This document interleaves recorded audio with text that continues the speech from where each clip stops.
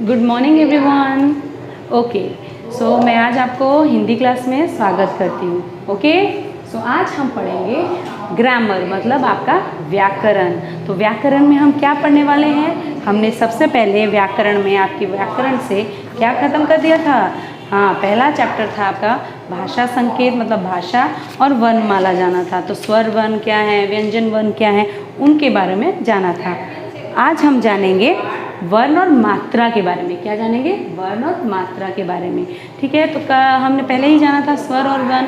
व्यंजन वर्ण, स्वर जो है वो खुद बोले जाते हैं, इंडिपेंडेंट होते हैं, और जो व्यंजन होते हैं वो स्वर की मदद से बोले जाते हैं, स्वर की क्या कहते हैं, सहायता से बोले जाते हैं। तो आज हम वही पढ़ेंगे कि जो ये वर्ण और मात्राएँ हैं, उनकी मात्राएँ, ये जो मात्राएँ हैं वो स्वर की हैं। किसकी है?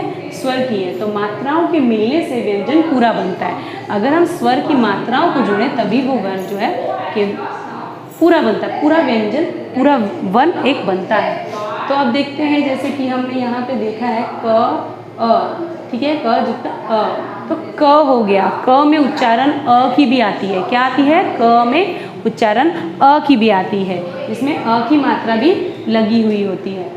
फिर आता है क युक्त आ, तो उसमें आ की मात्रा लगी हुई है, तो ये क्या बन जाएगा? जब आ की मात्रा क में आती है तो क्या लग जाएगा, क्या हो जाएगा वो? का। अच्छा, तो का से अब कोई शब्द बनाने की कोशिश करो। जब हम कोई भी शब्द का से बनाइए। हाँ, कार, हम कार लिख सकते हैं, कार लिख सकते हैं। ये नहीं कि सिर्फ क में ही ये आ की मात्रा लगेगी, मैंने सिर्फ आपको व्यंजन का एक उदाहरण दिया है। अगर आप चाहें तो ख में भी लिखा सकते हैं, ख में आ की मात्रा भी जोड़ सकते हैं, वो हो जाएगा खा। ग में आ की मात्रा लगा सकते हैं, वो हो जाएगा गा। जैसे कि अगर हम ख में देखिए, ख में आ की मात्रा लगा देंगे, ख में आ की मात्रा लगा देंगे, वो हो जाएगा खा। वहीं ग में अगर हम आ की मात्रा लगा देंगे तो वो हो जाएगा गा। इसी तरह सारे व्यंजन को हम लिख सकते हैं। ठीक है, तो यहाँ पे क में अ किया था, तो क से कमल हम लिख सकते हैं, लिख सकते हैं नहीं, कमल, ये शब्द बन गया। फिर आता है क में छोटी ई, छोटी ई। अगर क में हम छोटी ई का स्वर लगाएंगे तो उसकी मात्रा बन जाएगी ऐसी, तो वो हो जाएगा की। क्या बन जाएगा? की। तो की से हम क्या शब्द लिख सकते हैं? किताब। क्या लिख सकते हैं? किताब। इसमें भी वही है, क की जगह अगर हम ख लिखेंगे, देखो ख लिख देंगे, ख में मैं छोटी ई की मात्रा जोड़ूंगी तो वो बन जाएगा खी। क्या बन जाएगा? खी। खी से हम खिलौना लिख सकते हैं। फिर अगर मैं ग में लन देकर छोटी ई लिखूं तो वो बन जाएगा गी। इसी तरह हम सारे व्यंजनों को इन स्वर के साथ लिख सकते हैं। ठीक है, तो फिर आता है क में बड़ी ई की मात्रा। जब हम क में बड़ी ई लिखते हैं तो वो बड़ी ई की मात्रा ऐसी दिखती है, इस तरह से हम लिखते हैं की। ठीक है, तो अब उससे अगर हम शब्द बनाए तो क्या बन सकता है? कील। क्या बनेगा? कील। क्या बना? कील। फिर हम आएंगे दूसरी तरफ, क में ऊ की मात्रा। जब हम छोटी ऊ लगाते हैं तो वो छोटी ऊ की मात्रा इस तरह की बन जाती है, ऊपर की तरफ, वो बन जाती है ऊपर की तरफ। ऊपर की तरफ हम ई की मात्रा लिखेंगे तो वो बन जाएगा कु। तो अगर हम कु से कुछ लिखना चाहें जिसमें छोटी ई की मात्रा, किसी शब्द को लिखना, बनाना चाहें, तो हम बना सकते हैं क्या?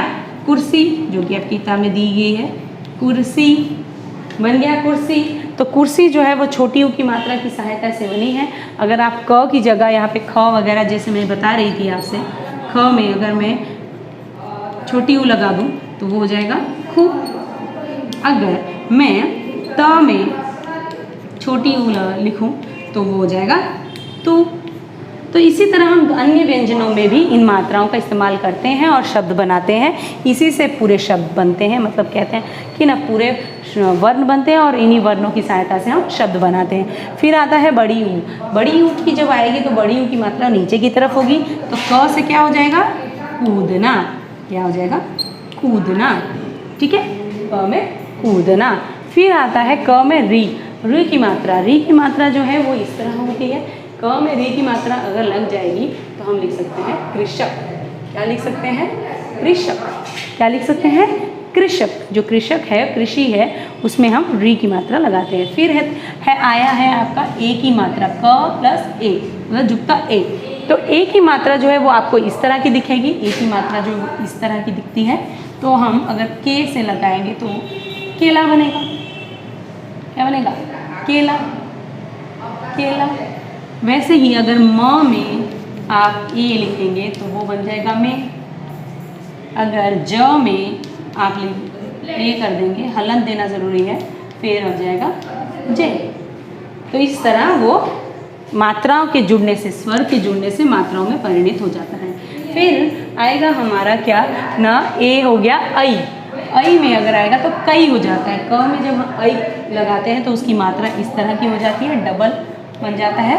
ठीक है, तो हम क्या करेंगे, क में ऐ आ जाएगा तो हम उसको कह देंगे जैसे कैदी, उच्चारण ए हो जाता है, कैदी, उसका उच्चारण ए हो जाता है। ठीक है, कैदी। फिर क में ओ की मात्रा आ जाती है। क में जब ओ को जोड़ते हैं तो वो ओ की मात्रा हो जाती है, जो कि लगभग ऐसी दिखती है। ठीक है, ये है ओ की मात्रा की। जब हम किसी दूसरे व्यंजन में लगाएंगे, जैसे कि क में हमने ओ लिख दिया तो वो हो गया को, तो मैं उससे एक शब्द बनाऊंगी तो कोयल हो जाएगा, कोयल। क्या बन जाएगा? कोयल। फिर आता है क में औ। अगर क में औ लगाएंगे तो क्या हो जाएगा? कौ, कौ। तो जैसे मैं लिखूंगी इसमें कौवा, क्या लिख दूंगी? कौवा। तो ये आ गया कौवा, तो ये बना कौवा। ठीक है, तो इसको सभी पहले लिख लीजिए। ये मात्राओं का किस तरह इस्तेमाल किया गया है, इसे पहले लिख दीजिए सभी अपनी किताबों में, अच्छे से लिखिए। लिख लिया सभी ने?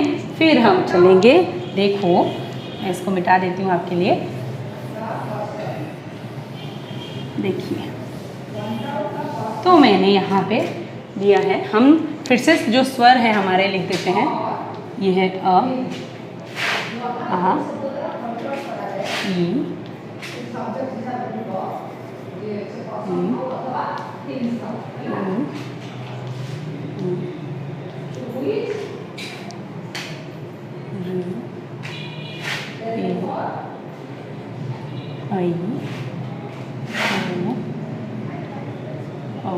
ये आया हमारा स्वर वन, हमने पढ़ा था स्वर वन। तो इसकी मात्राओं को याद करते हैं। जैसे मैंने अभी आपको सिखाया, तो अ की तो कोई मात्रा नहीं होती क्योंकि वो उच्चारण उसके उच्चारण में ही आता है। फिर आ की आएगी क्या, ये है उसकी मात्रा। ठीक है, ये है आ की मात्रा। फिर ई की मात्रा को देखेंगे, छोटी ई की मात्रा जो है वो इस तरह जाएगी। ठीक है, ये है ई की मात्रा आपके लिए। फिर हम जाएंगे बड़ी ई की मात्रा। तो बड़ी ई की मात्रा आपने पहले ही पढ़ा था, अभी मैंने पढ़ाया, जो कि इस तरह की दिखती है, उसका मुंह इस तरफ होता है। ठीक है, फिर आता है छोटी ऊ की मात्रा। जो छोटी ऊ की मात्रा है वो आएगा ऐसे ऊपर की तरफ। फिर हमारा लास्ट में अंतिम आता है, लास्ट तो नहीं है, ये ऊ है, बड़ी ऊ है, बड़ी ऊ की आएगा नीचे की तरफ। फिर आएगा री की मात्रा। री की मात्रा जो है वो नीचे आएगी इस तरह। फिर आता है हमारा ए की मात्रा। ए की मात्रा जो है वो इस तरह आएगा। ठीक है, ये ए की मात्रा। इसके बाद मैं आपको इसका उच्चारण के बारे में बोलूँगी, कैसे हम उसका उच्चारण करेंगे। फिर ये आ गया ए, ये आया ऐ, ये है ऐ की मात्रा। फिर हमारा आ गया ओ की मात्रा, ये है। फिर हम आएंगे औ की मात्रा। अब हम इसके उच्चारण के बारे में जानेंगे। उच्चारण देखो, आ का आ है, लेकिन छोटी ई की ई, छोटी ई की ई जल्दी समाप्त हो जाती है, ई। फिर है बड़ी ई। बड़ी ई की आएगी ई, ये है छोटी। जब हम ई बोलते हैं वो है छोटी ई, और जब हम उसको थोड़ा सा लंबा खींचते हैं जिप से तो ये हो जाती है बड़ी ई, मतलब ई। जैसे हम इसको बोलेंगे किल, तो उसमें छोटी की मात्रा होती है। ठीक है, लेकिन जब हम किताब, तो उसमें ई की मात्रा छोटी सी होती है। लेकिन जब हम बोलेंगे कील, किसी में कील ठोक रहा है, कील, तो ये लंबा चल, बड़ी की मात्रा। फिर आता है छोटी की मात्रा में ऊ, ये आएगा ऊ, और बड़ी की होगा ऊ, जैसे कुर्सी, कुर्सी। फिर बड़ी यू की मात्रा में आएगा कूदना, कूदना, मतलब बड़ी यू की मात्रा आती है। फिर आता है री, कृषक, री, कृषक। फिर ए की मात्रा केला, ए केला। ये कैदी मतलब एक, ये ए है और ये होगा आई मतलब ए, उसका उच्चारण ए आता है, कैदी। फिर ओ की मात्रा है, ओ में ओ होता है, जैसे कोयल ओ आता है, लेकिन औ में औ आता है, कौवा, ओ नहीं होता, कौवा कौवा।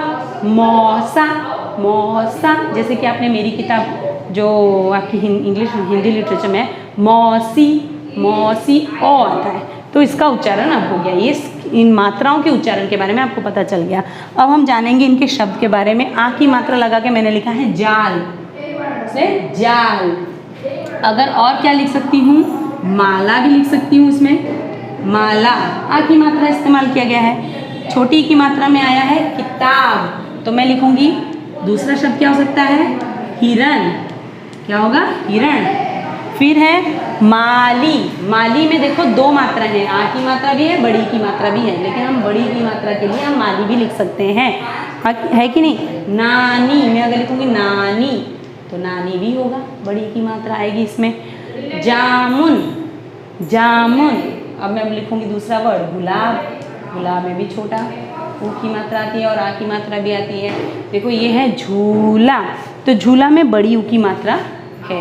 इसमें एक और शब्द अगर मैं लिखूंगी तो हो जाएगा धूल, धूल, ये में भी बड़ी की मात्रा है, ऊ लंबा चलता है। कृषक, या फिर बोलूँगी मृग, हिरण को हम मृग भी बोलते हैं, सॉरी मृग लिख दिया मैंने, मृग, तो मृग है कि नहीं, मृग, उसमें भी रू की मात्रा आती है। फिर है ए केला, एक और भी आप लिख सकते हो मेला, ए की मात्रा को जोड़ के। आई है थैला, क्या है, आई की मात्रा में आ रहा है थैला। तो जब कपड़े मैले हो जाते हैं हम क्या लिखते हैं, मैला, मैला। फिर है ओ की मात्रा मोर, आप लिख सकते हो शोर। मैला में एक और भी लिख सकते हैं हथौड़ा, सॉरी इसमें नहीं, हाँ औ की में, सॉरी औ में आएगा हथौड़ा, पकौड़ा, हथौड़ा, हथौड़ा हुआ। तो ये है आपके क्या, किस तरह स्वर के जो मात्राएं हैं इस्तेमाल कर कर आप पूरा शब्द बना सकते हैं वर्णों, व्यंजन वर्ण के साथ मिलाकर, तो ये होती है मात्राएं। तो मतलब व्यंजनों से जोड़ने के लिए जिन लिए स्वर्णों के अपने खास चिन्ह होते हैं उसे हम मात्रा कहते हैं। तो हम उसका डेफिनेशन क्या लिखेंगे ना, इसमें हम डेफिनेशन लिखेंगे कि व्यंजनों के साथ, व्यंजनों से जोड़ने के लिए, व्यंजनों से जोड़ने के लिए, व्यंजनों से जोड़ने के लिए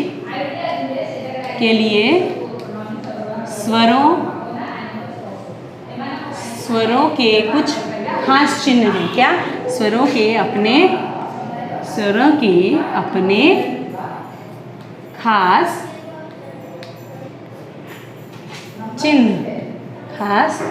चिन्ह है। उसे हम मात्रा कहते हैं। क्या कहते हैं, मात्रा कहते हैं।